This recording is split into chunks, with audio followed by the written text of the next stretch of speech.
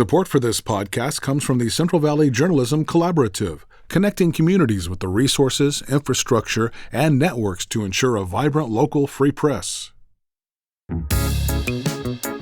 From KVPR in Fresno, this is Central Valley Daily. It's Wednesday, March 18th. I'm Elizabeth Arkalian. Thousands of schools in California have embraced a novel approach to teaching children. Proponents say the approach has removed barriers for student learning. So do they need food? Do they need classes? Do they need therapy? That is what the community school model or approach is. Today we'll learn more about the community school approach and why more schools could adopt the formula with proposed state funding. But first, these headlines. We are slowly getting reports about potential allegations that could come out about the late civil rights leader Cesar Chavez. This comes just days ahead of Cesar Chavez Day at the end of this month. KVPR's Crescencio Rodriguez Delgado has this report.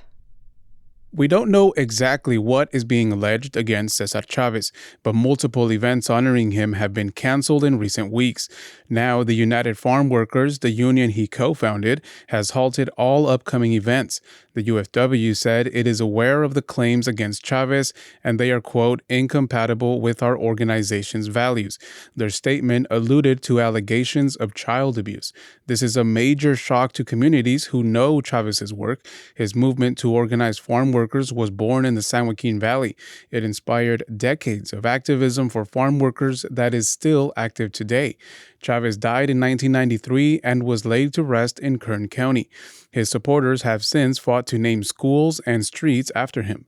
In 2014, President Obama proclaimed March 31st Cesar Chavez Day. For KVPR News, I'm Crescencio Rodriguez Delgado. Meanwhile, hundreds of farm workers plan to rally outside a federal courthouse in downtown Fresno today. The United Farm Workers Union says members are coming together to oppose a new Trump rule that they say slashes farm worker wages and increases the number of guest workers. A hearing in a lawsuit against the administration's new rule is set for this afternoon inside the federal courthouse. Environmental groups are responding after the Trump administration moved to reopen oil drilling off the coast of Santa Barbara. This is being done under the Defense Production Act of 1950. The move seeks to address potential oil supply disruptions stemming from the current war in Iran. Brady Bradshaw is an oceans advocate with the Center for Biological Diversity. He said in a statement that the move to drill off the California coast is dangerous. The saddest thing about this illegal move by the Trump administration is that it will do nothing for national security. But what it will do is put one of America's most beautiful coastlines at risk of another devastating oil spill. The oil drilling site in federal waters is being managed by the Texas-based company Sable Offshore. Republican State Senator Shannon Grove is seeking answers about funds that are not accounted for from a nonprofit focused on children's literacy.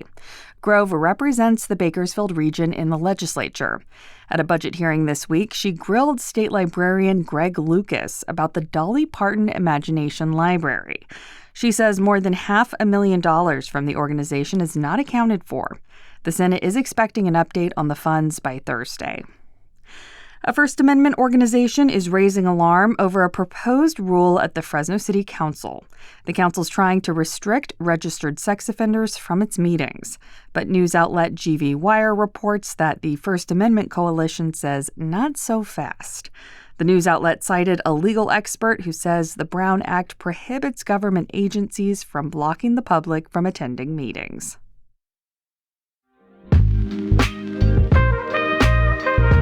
KVPR keeps you informed and brings you ideas and information. Now it's time to join the movement to keep public radio central to our valley.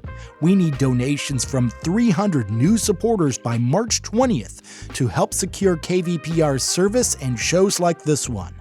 Public radio is now 100% community supported, and your help has never been more important. Join the movement at kvpr.org/donate. And now to our main story. We all know the saying, it takes a village to raise a child. And California is experimenting with putting that saying into practice, specifically at so-called community schools.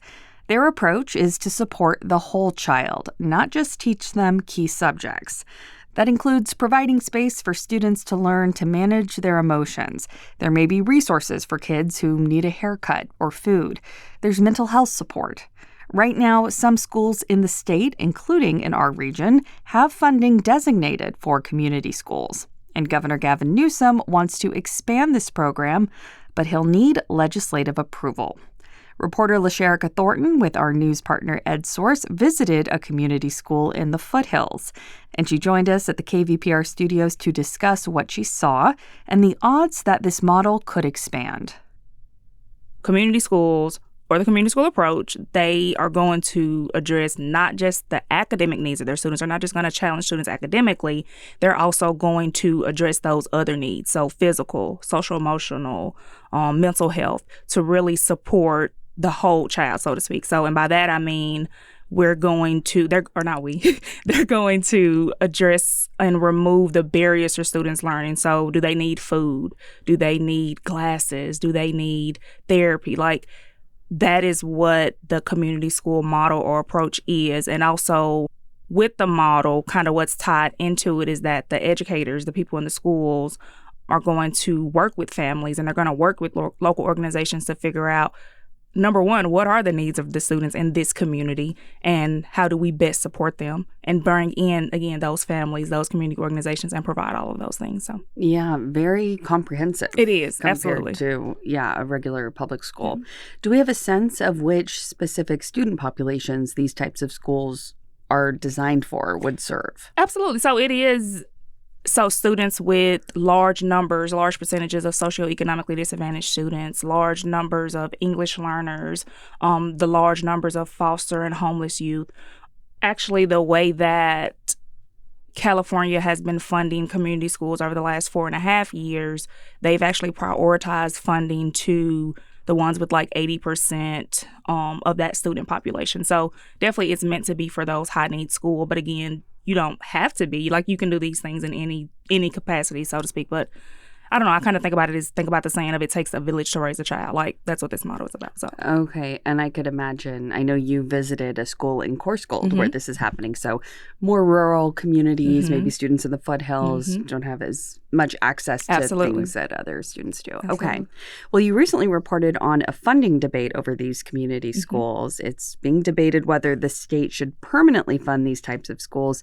How much is the legislature seeking to invest in community schools in California? So, and that's the thing. It is a debate, right? Because you have Governor Newsom's proposal.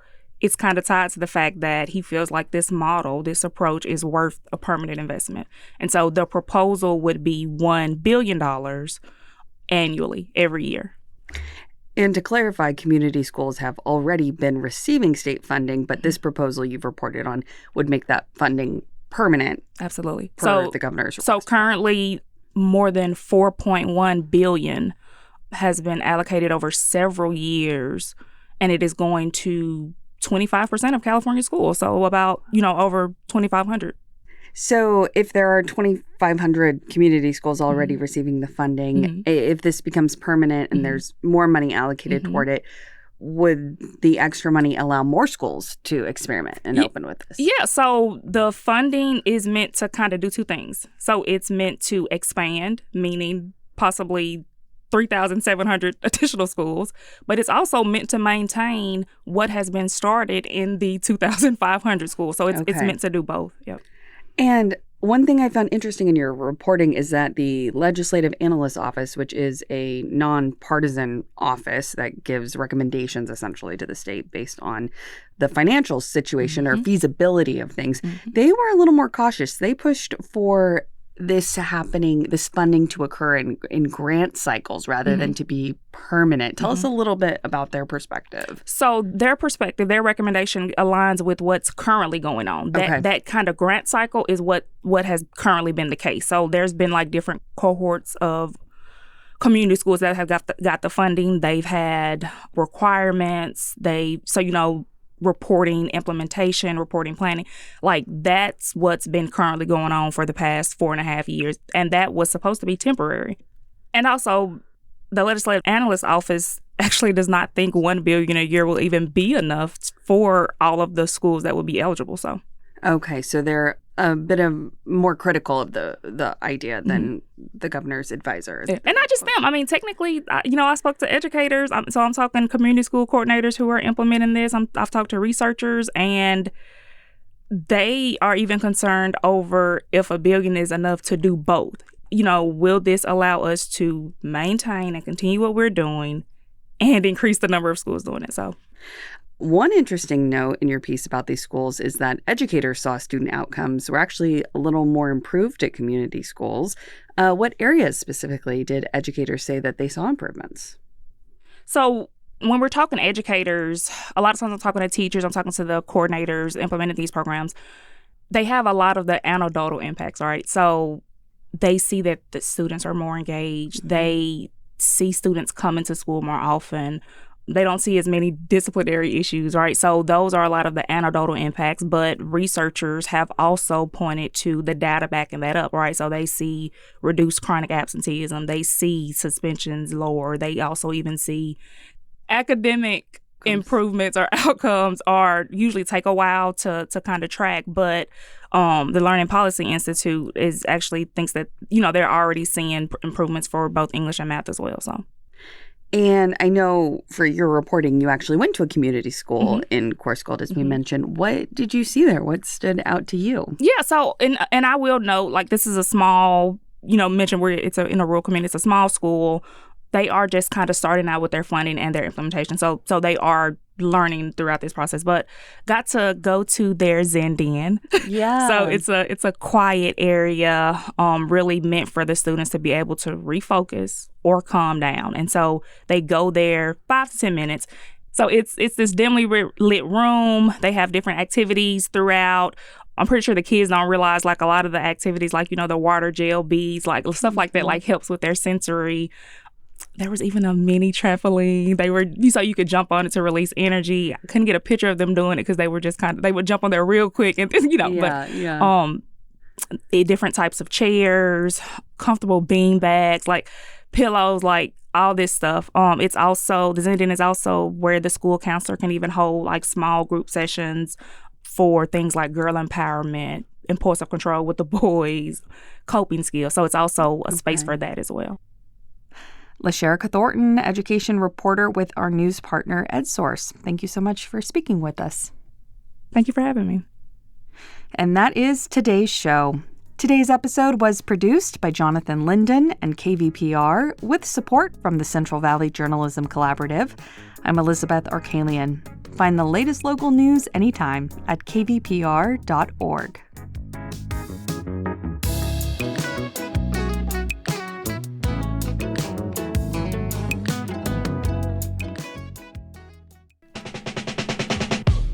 This is Tanya Mosley, co-host of Fresh Air.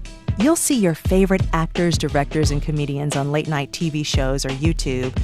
But what you get with Fresh Air is a deep dive. Spend some quality time with people like Billie Eilish, Questlove, Ariana Grande, Stephen Colbert, and so many more. We ask questions you won't hear asked anywhere else.